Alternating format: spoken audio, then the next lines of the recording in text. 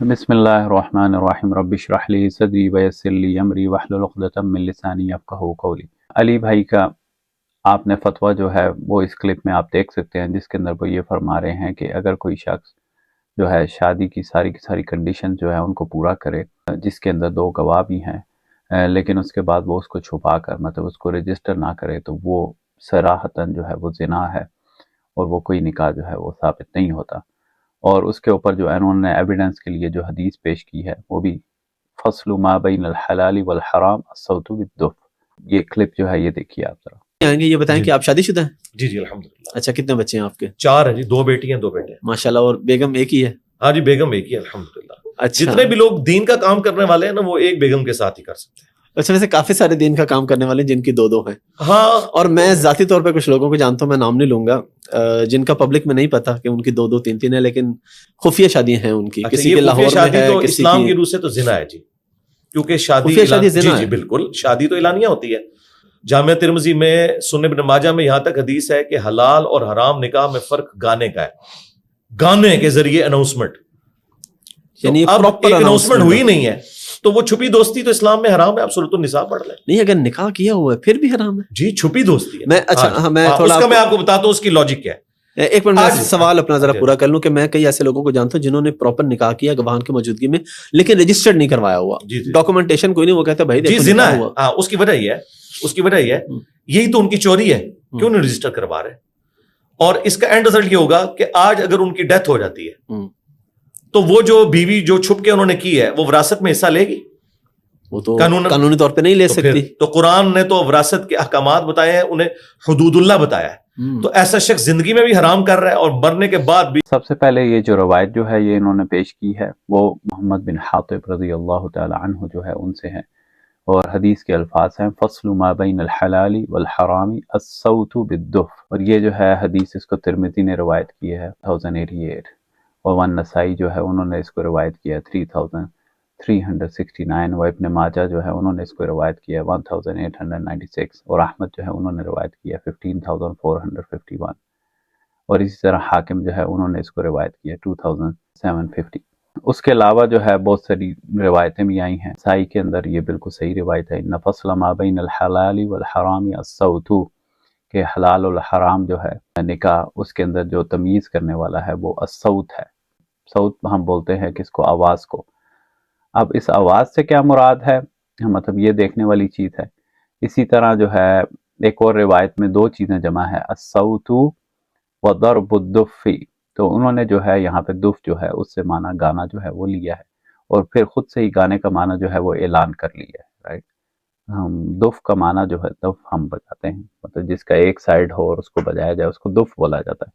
لیکن انہوں نے وہ حدیث پڑھ کے دف کہہ کے اس سے اعلان جو ہے وہ مراد لیا ہے۔ لیکن یہ جو حدیث میں آپ کے سامنے کہہ رہا ہوں جس کو نسائی نے، ابن ماجہ اور احمد نے جو ہے وہ روایت کیا ہے، اور لفظ جو ہے وہ احمد کے ہیں 18279 کے اندر،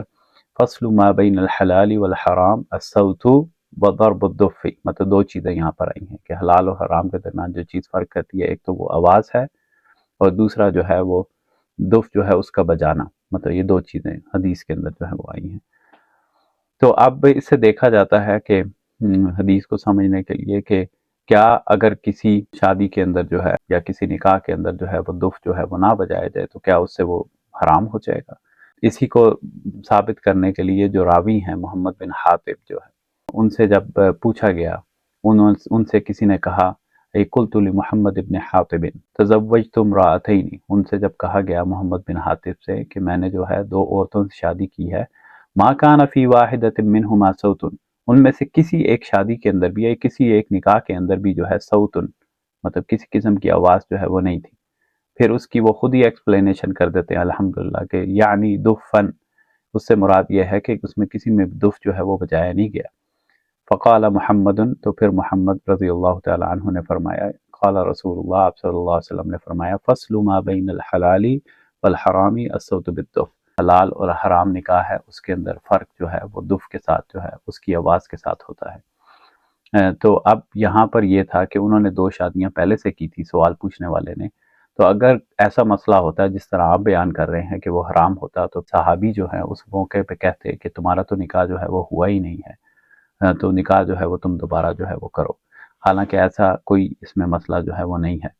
اور اگر آپ شراح الحدیث جو ہے مطلب آپ نے جو ہے اس کی شرح کرنے کی کوشش کی ہے، لیکن اگر آپ شراح جو ہیں ان کو دیکھیں کہ جن لوگوں نے اس حدیث جو ہے اس کی شرح کی ہے، تو اس میں بالکل جو ہے یہ ثابت ہے، انہوں نے یہاں جیسے میں شرح جو ہے اس سے پڑھ رہا ہوں، اذا انعقد النکاح بحضور ولی المرأة مع شاہد عدل، اگر عورت جو ہے اس کی رضامندی ہو یا اس کا ولی جو ہے وہ موجود ہو اور اس کے ساتھ دو عدل جو ہیں وٹنس جو ہیں وہ موجود ہوں، اور اس کے علاوہ باقی ارکان جو ہیں وہ سارے کے سارے صحیح ہوں، فَهُوَ نِكَاحٌ صَحِيحٌ عَلَى كُلِّ حال، تو وہ نکاح جو ہے وہ ٹھیک ہوگا، وَلَا يُعْتَبَرُ هَذَا إِشْهَارًا لِلنِّكَاح، اس کے اندر جو ہے اشہار جو ہے وہ ضروری جو ہے وہ نہیں ہے، لأن المقصود بالاشہار، کیونکہ جو اشہار ہے مطلب تشہیر کرنی ہے، اس سے مقصود کیا ہوتا ہے، الضرب بالدف والغناء المباح وإظہارہ بین الناس، ایز لانگ ایز دو شاہدین دو وٹنس جو ہیں وہ پورے ہوں تو نکاح جو ہے اس کے اوپر کسی قسم کا جو ہے وہ اثر نہیں پڑتا۔ جسٹ ان کیس اگر آپ جو ہو کتب الفقہ جو ہے اس کے اندر دیکھیں تو آپ کو پتہ چلے گا کہ جمہور علماء جو ہیں وہ اس کے قائل ہیں کہ ایز لانگ ایز دو وٹنس جو ہیں وہ موجود ہوں تو اس کے اوپر نکاح جو ہے وہ ہو جاتا ہے۔ اب مسئلہ یہ ہے کہ کیا وہ جو دو وٹنس ہیں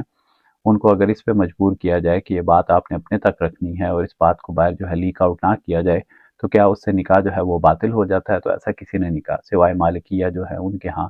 اگر نکاح جو ہے اس کے وٹنس جو ہیں ان کو مجبور کیا جائے تو اس سے نکاح جو ہے وہ نہیں ہوتا، حالانکہ تین ائمہ جو ہیں امام مالک، امام شافعی، امام احمد بن حنبل، ان کے ہاں نکاح بالکل صحیح ہوگا، کسی قسم کا کوئی جو ہے وہ مسئلہ نہیں ہے۔ کسی مصلحت کے عوض جو ہے اگر آپ جو ہے وہ اس کو چھپا لیتے ہیں، اور آئی تھنک اس سے بڑی کیا مصلحت ہوگی کہ آپ کی جو پہلی بیگم ہے آئی تھنک وہ تو آپ کے اوپر بجلی کی طرف کڑک جائے گی، شاید آپ کو جو ہے وہ کچا جو ہے وہ چبا جائے، تو آئی تھنک اس سے بڑی کیا مصلحت ہوگی کہ اس سے جو ہے چھپا کے رکھا جائے۔ دیکھیے مسئلہ یہاں پہ صرف یہ ہے کہ اس کے بعد جو کمپلیکیشنز آتی ہیں اس کے اندر، جیسا کہ وہاں پہ ذکر کیا کہ اگر چونکہ رجسٹر نہیں ہوگا تو اس کے بعد جو ہے، اور اگر وفات ہو جاتی ہے اس کی تو اس کے بعد جو ہے وراثت جو ہے اس کی کمپلیکیشنز پیدا ہو جائیں گی، اور اسی طرح اگر کوئی چھپا کر رکھا ہوا ہے تو ہو سکتا ہے کہ جو فرق اللہ پاک نے کہا نا اگر شادی کرو تو دونوں کے اندر عدل ہو، عدل یہ ہو کہ ایک رات اس کے پاس اور ایک رات اس کے پاس، تو آئی تھنک اس میں ہو سکتا ہے امبیلنس ہو جائے کام، تو یہ کمپلیکیشنز ہو سکتی ہیں، انسان جو ہے وہ گناہ کا مرتکب ہو سکتا ہے، اسی طرح جو وصیت ہے اس میں گناہ کا مرتکب ہو سکتا ہے۔ بعض اوقات آپ کسی ایسی کنٹری میں ہوتے ہیں جہاں پر جو ہے دوسری شادی جو ہے وہ منع ہوتی ہے اس کو رجسٹر کرنا، تو وہاں پر بھی آپ چھپ کر کرتے ہیں، تو یہ ساری کمپلیکیشنز جو ہیں وہ اپنی جگہ ہیں، لیکن ہم یہ دیکھ رہے ہیں کہ کیا اگر دو وٹنس جو ہیں وہ موجود ہوں اور چھپ کر جو ہے وہ شادی کر لی جائے، کیا اب جو وہ بیگم کے پاس جا رہا ہے وہ جانا حلال ہے یا وہ حرام ہو کر وہ زنا ہوگا، اور اسی کے عوض جو بچے پیدا ہو رہے ہیں کیا وہ بچے جو ہیں وہ حلال ہوں گے یا وہ حرام ہوں گے، اس ٹاپک کے اوپر بات ہو رہی ہے۔ کمپلیکیشنز یا گناہ یہ ساری چیزیں تو اس کے ساتھ ریلیٹڈ ہیں، لیکن کیا جسٹ ان کے سمجھنے کے لیے کہ اگر کوئی شخص ایسا ہو کہ وہ ذرا بد زبان ہو، مطلب غصے والا ہو، غسیلا ہو، تو کیا اس کی شادی جو ہے وہ کر دی جائے گی؟